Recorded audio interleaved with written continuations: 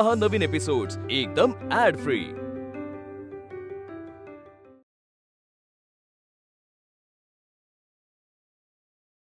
प्रतापराव, राग मानू नका। मी शब्द दिलाय तुम्हाला आणि आजपर्यंत ना कधी मी माझा शब्द मोडलाय ना जिद्द सोडलीय। एक गोष्ट लक्षात ठेवा, आर्याचं लग्न सारंगशीच होणार। रावसाहेब स्पष्टच बोलतो, माझ्यासाठी आता तुमचा शब्द अजिबात महत्वाचा राहिलेला नाही। माझ्यासाठी तुमच्यापेक्षा तुमच्या सारंगचा शब्द जास्त महत्वाचा आहे। आर्याचं लग्न सारंगशीच होईल हे तुमच्या तोंडून ऐकण्यापेक्षा मला सारंगच्या तोंडून ऐकायला आवडेल, म्हणून मी तुमच्याशी बोलतोय। नाहीतर ना तुमच्या समोर हात जोडले असते ना जाब विचारला असता। एवढ्या वेळात हा चॅप्टर कधीच क्लोज झाला असता।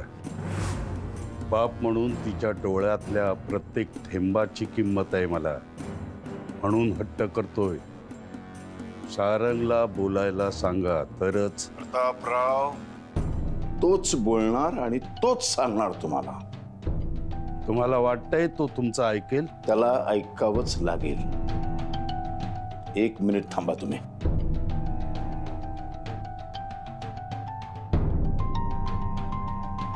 बघतो थांबा जरा। सारंग, सारंग। मालक, सारंग भाऊ त्यांच्याच खोलीत असतील। हे म्हणजे तुम्हीच काल त्यांना बोलून आणू मी जातो। हो, होल्ड करा जरा। थांबा, जातोय मी तिथे। कडी कोणी काढली?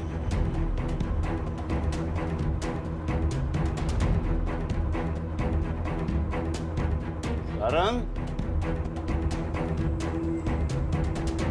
सारंग। हाँ हॅलो, तो भेटेल मला, तुमचं बोलणं करून देतो। अहो काय झालं? काय म्हणाले रावसाहेब?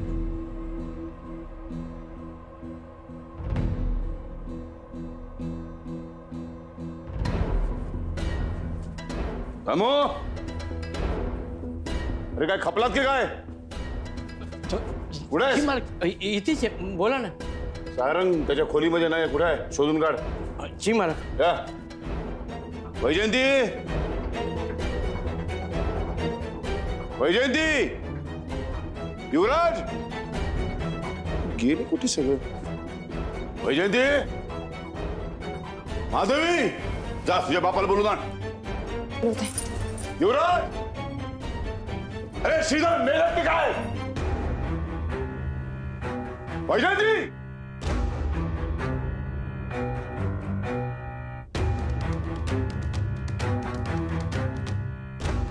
दादा। वैजयंती, काय काय झालं राव दादा? का बोलवलं? सारंग त्याच्या खोलीमध्ये नाहीये।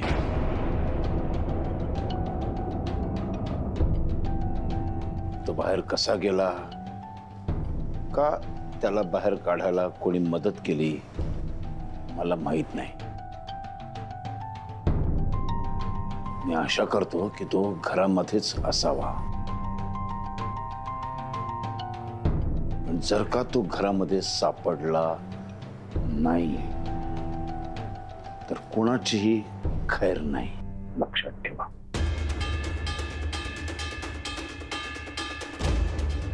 मला आत्ताच्या आत्ता तो माझ्या समोर हवाय। जा शोधा त्याला।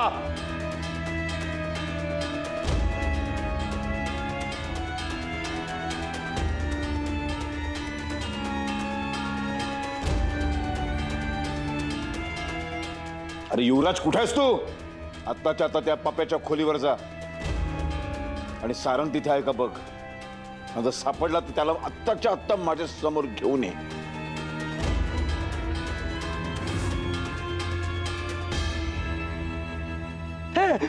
कुसुम, अगं काय येडबडा करून राहिली?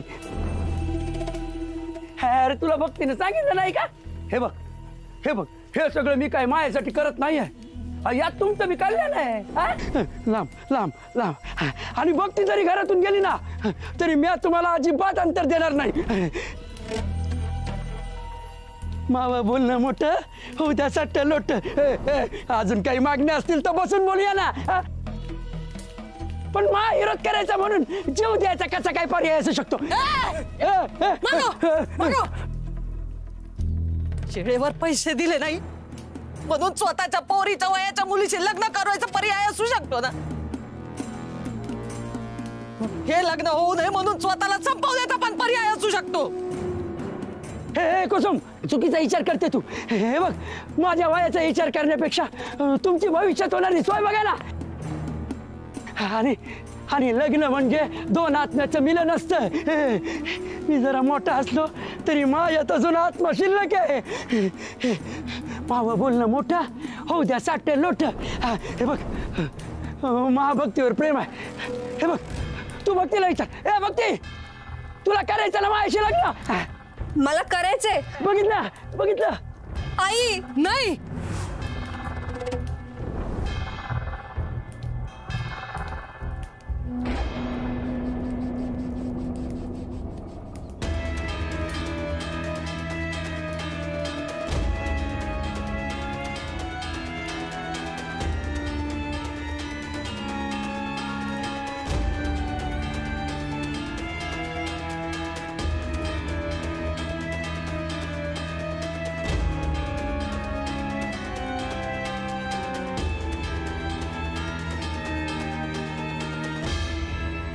तो किचन मध्ये नाहीये. आतल्या खोल्यांमध्येही नाहीये. सासूबाईंच्या खोलीत पण नाहीये होतो. बाल्कनीत शोधलं पण नाहीये तो. गेस्ट हाऊस मध्ये पण नाहीये. मालक तो घराबाहेर नाही आणि आउट हाऊस मध्ये पण नाहीये.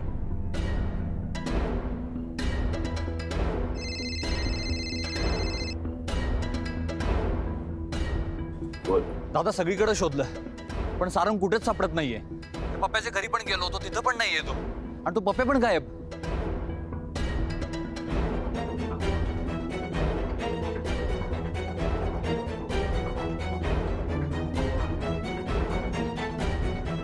कुठे गेलाय तो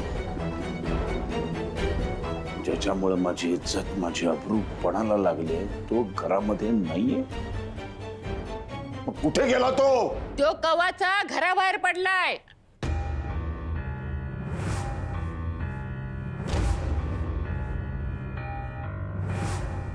आपलं भलं कशात आहे हे त्याला चांगलं समजलंय.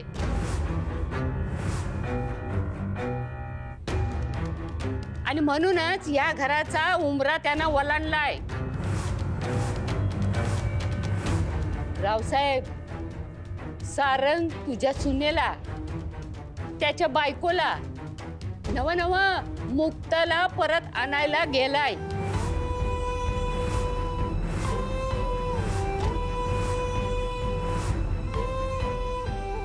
बडबडतेस तो? अरे वय खरं तेच सांगते.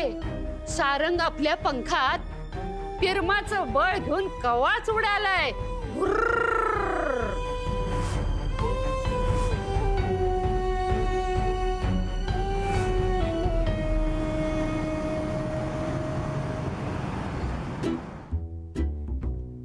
तू तुझ्या घरून पळून आलाय तुझ्या घरच्यांना कळलं तर काय होईल? अरे बाबा कशी बशी हिम्मत करून हा निर्णय घेतलाय आणि मगच घराच्या बाहेर पडलं. आता जे काय व्हायचंय ना ते होऊन जाऊ दे. हे पण प्लीज आता काय होईल कसं होईल असे प्रश्न प्लीज विचारू नकोस मला. मग काय विचारू? काही विचार. सनी लिओनीचा पहिला पिक्चर कोणता? तुलसी तेरे अंगण की. जुराला किती पाय असतात? भरपूर. मोबाईलचा शोध कोणी लावला? प्रतापराव निंबाळकर. त्यांनी तर आर्याचा शोध लावला. हे बघ आयो हे कशाला फोन करू राहिले आता? कट कर कट कर कट कर. नाही आता पळायचं नाही.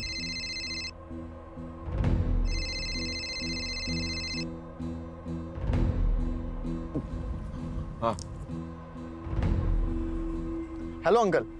आता कुठे आहेस तू? इथेच आहे बोला ना. वाटत नाहीये तू घरातच आहेस म्हणून. हो म्हणजे जरा बाहेर आलोय. ठीक आहे, मुद्द्यावरच येतो. तुझ्या वडिलांनी मला शब्द दिलाय की आर्याचं लग्न तुझ्याशीच होईल म्हणून.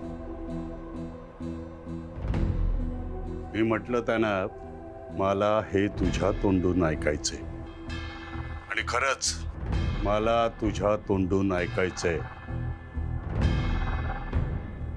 तू आर्याशी लग्न करणार आहेस की नाही?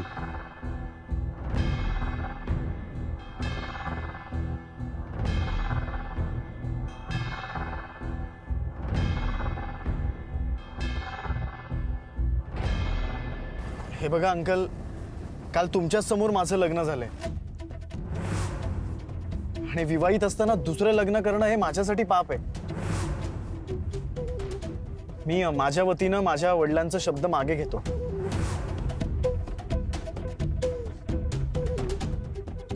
हे बघ पप्पा, काय म्हणाला तो?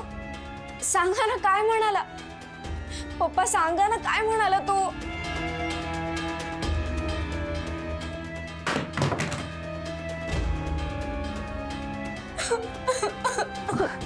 आर्या, अरे बाबा, अरे तू काय स्वतःला बॉलिवूडच्या पिक्चरचा हिरो वगैरे समजायला लागला का? अरे घरातून काय पळतोय, मोठे मोठे डायलॉग काय मारतोय? अरे सारंग भावा, आपली खलनायकांची यादी वाढतच चाललीये राव. आणि त्यात हिरोला साथ देणाऱ्या मित्राच्या जीवावर येऊ शकतं हे जरा ध्यानात असू द्या, नाहीतर तुझा व्हायचा शेवट गोड आणि माझा फुटायचा फोड.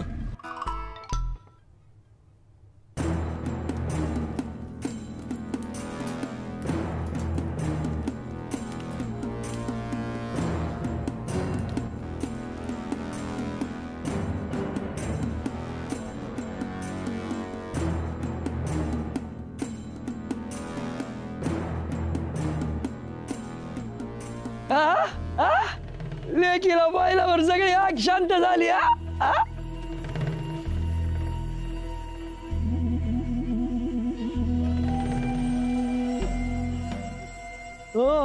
आत्माराव, अरे बरीच प्रगती केलेली दिसते.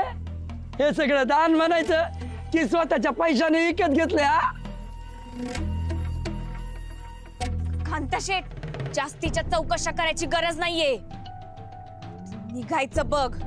गेलो असतो पण मुदत संपले ना.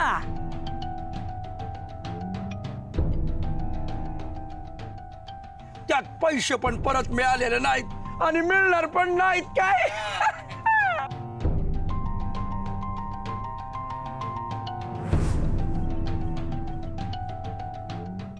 मला देवीनं स्वतःचं भविष्य बघायची ताकद दिलीये आणि मला दिसतंय तू रिकाम्या हातानं परत आलेली आहे. आत्माराम, माझं आणि भक्तीचं लग्न स्वतःच्या हातानं लावून देतोय.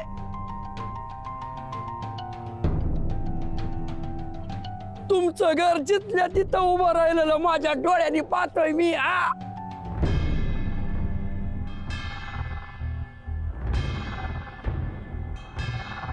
अरे इकडे येऊन सांग ना. भैरू, अरे ये इकडे ये. वयामानाने कांताशेठची नजर कमी झालीये. काय ते जवळ येऊन सांग. ये ये ये. अरे ये गडे ये. लाजत काय? ये. अरे म्हणतात ना, जो लाजू लाजू झाला तो काजू काजूच मिळाला. बिंदास. मुक्ताबाई, आजपासून तुम्ही आमच्या मेवणी झालात. आता काय करायचं? एकदम आनंदी चेहरा ठेवायचा आणि शुभ कार्यात सामील व्हायचं. कसं? आता गरिबी मिटली कायमची, त्याचं टेन्शन नाही घ्यायचं.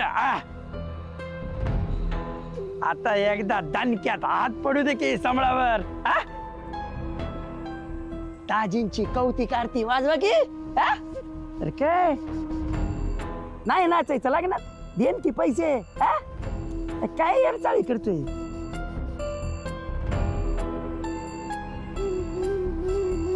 अरे काय ते स्पष्ट बोल ना भैरू. काय कांता शेठ, अहो एवढं पण समजेना होय. भैरूनी सांगितलेलं मला समजलं आणि तुम्हाला समजेना. पण भैरू, अरे तू स्पष्टपणे का नाही सांगत आहे?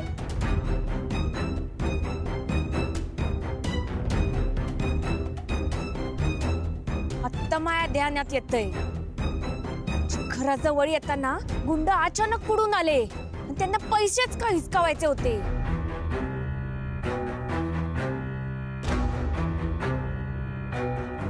त्यांना कोणीतरी पाठवलं होतं ना. तुझं मॅटर काय तर तू बघून घे. हा हे बघ, तुझ्याकडे पैसे नाही आहेत आणि मी ठरल्याप्रमाणे भक्तीला घेऊन जातोय. काढायला तिला बाहेर. कांता, वडाव फसला आता. भैरूला तोंड उघडायला तोंडात शिल्लक राहिलं नाहीये. मी सांगते, तू इमानचं पैसे चोरू शकले नाही. नशीब लय वाईट आहे, कारण आम्ही पैसे घेऊन आलोय.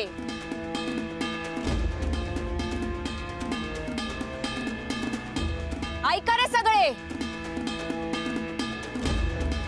कांता शेठला त्याचे पैसे मिळतात.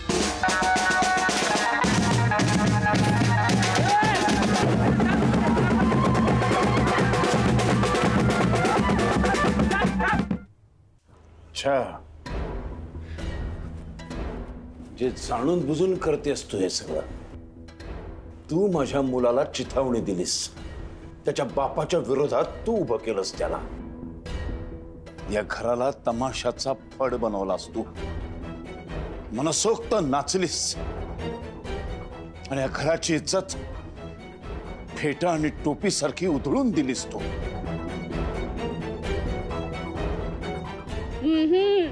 मी फक्त त्याच्या मनाचा, त्याच्या भल्याचा विचार केलाय.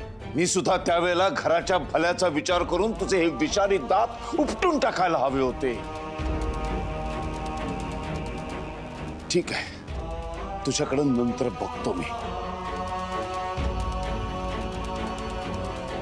हे धर, फोन लाव त्याला. आणि इकडे माझा फोन आहे, ओळखेल तो उचलणार नाही. कोणाचा तरी लाव. ते फोन दे. गायत्री लावलं? हा, स्पीकर वर टाक. हो हो हो.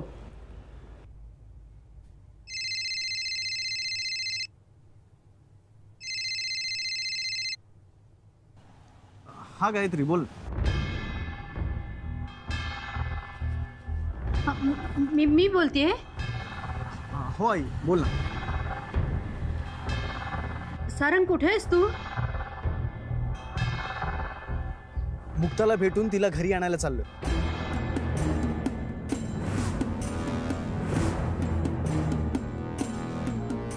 अरे मूर्खा, तू काय करतोस? तुला समजतंय का? सारंग, अरे बापाच्या इज्जतीचा थोडा तरी विचार कर. अशाने समाजात ते हे होतं रे.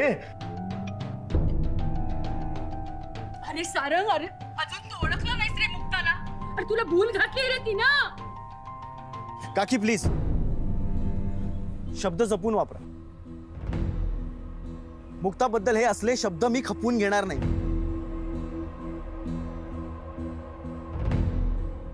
सारंग, काकीशी बोलण्याची ही पद्धत आहे का? Sorry I.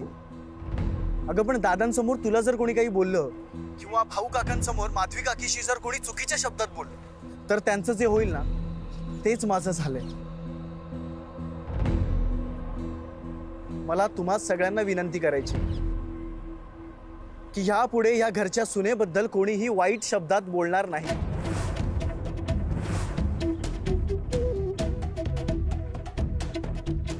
तिची इज्जत माझी इज्जत, हे लक्षात ठेवा.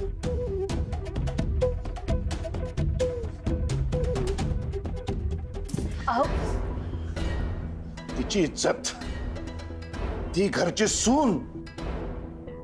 डोकं ठिकाणावर आहे का तुझं? काय बोलतोस तू? हे एवढा माज आलाय तुला?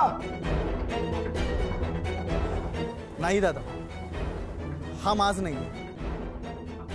जिला मी बायको म्हणून स्वीकारलंय ना तिची बाजू घेतोय. गोष्टी तुम्हाला हव्या तशा घडत नाहीयेत म्हणून तुम्हाला माझं वागणं चुकीचं वाटतंय. सारंग, अरे घरातल्या मोठ्या लोकांदेखत तू त्या ह्याच्या गोष्टी करतोयस, प्रेमाच्या गोष्टी. अरे थोडी तरी लाज ठेव.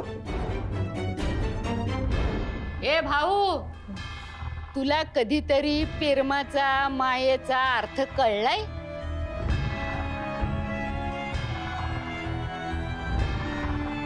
त्याला कळलाय, तू का अडवतोयस? अरे ये सारा,